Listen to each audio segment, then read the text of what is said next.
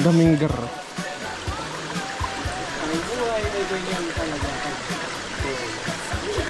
So ano, mag-decide na kung sino yung gusto mag-grocery at saka full circuit.